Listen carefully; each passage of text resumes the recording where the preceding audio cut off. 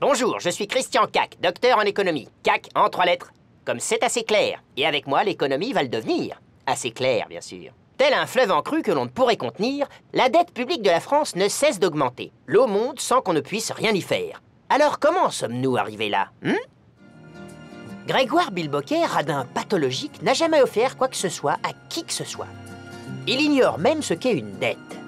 Pour le ramener à la réalité, sa mère, une amie de faculté, m'a demandé de lui trouver un stage gratuit. J'ai tout de suite pensé à mon ami Walter Agio, réducteur de dette à la Sorbonne. Pourquoi la dette augmente? Donc une fois que j'ai plus d'argent, j'en emprunte, du coup je dois de l'argent. J'ai quoi déjà? Tu as des dettes. Ah oui, des dettes. Tout le monde peut avoir des dettes? Oui, bien sûr, même un pays peut avoir des dettes. Non, mais elles viennent d'où ces dettes? Des déficits accumulés chaque année par l'État, par les collectivités locales et par la sécurité sociale. Car contrairement à toi, la France dépense plus que ce qu'elle gagne. C'est un panier percé. Ok. Vous seriez bien aimable de me percer mon panier, merci. Voilà, des petits trous seulement, hein? Tout à fait. Pour continuer à payer ses factures, elle emprunte ce qu'elle n'a pas. Aujourd'hui, la dette publique de la France s'élève à 1646 milliards d'euros, soit 25 000 € à rembourser par habitant. Et t'es pas prêt de revoir la couleur de ton pognon? Ça fait mal au derrière, hein? Oh ça oui, mais moi je veux pas payer. On te demande pas ton avis. Et puis de l'argent, on en a quand même grâce aux impôts que tu payes. S'il y a bien un truc que j'aime pas, c'est les impôts. Mais alors la dette d'un pays, c'est grave. C'est comme une maladie. Ça fait mal de se cogner la dette, hein? Une maladie, n'exagérons rien, mais pour te rassurer, je vais te faire un schéma. Et tu vas voir que nous ne sommes pas les seuls à avoir une belle ardoise. D'accord. T'inquiète pas pour le schéma, c'est offert. Tant mieux. Tu te souviens que je t'ai dit que la dette de la France, c'était 1646 milliards d'euros, soit 85% de son PIB. Sans quoi? Le PIB, c'est la richesse que nous produisons chaque année. Mais il y a pire que nous. Pour une quinzaine de pays, la dette dépasse carrément 100% du PIB.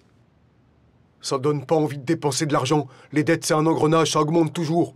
Tu as raison, mais la faute à qui? La faute à Voltaire? Non, les dépenses publiques ne cessent de croître et la charge d'intérêt de plus en plus forte. C'est la crise, mon grand. C'est comme une boule de neige qu'on pourrait même plus lancer tellement elle serait grosse. Absolument. Radin, mais pas idiot, hein? Merci. Ça donne quoi, l'alourdissement de cette dette? T'es crétin? Ça réduit la marge de manœuvre de la politique budgétaire.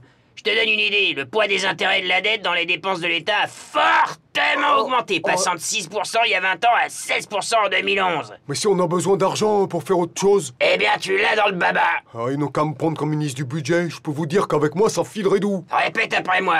L'addition, c'est pour moi. Oh bon, l'addition, c'est pour moi. Je suis plus radin. Bravo Grégoire. Maman va être contente. Alors est-ce que notre gros découvert à la banque va nous entraîner sur la pente savonneuse que connaît la Grèce? Mikos Baliagas, peintre de colonne à Mykonos, va nous donner son point de vue. Mikos? Salut, c'est Mikos. La Grèce est bien plus endettée que la France. Eh oui, 2 fois plus.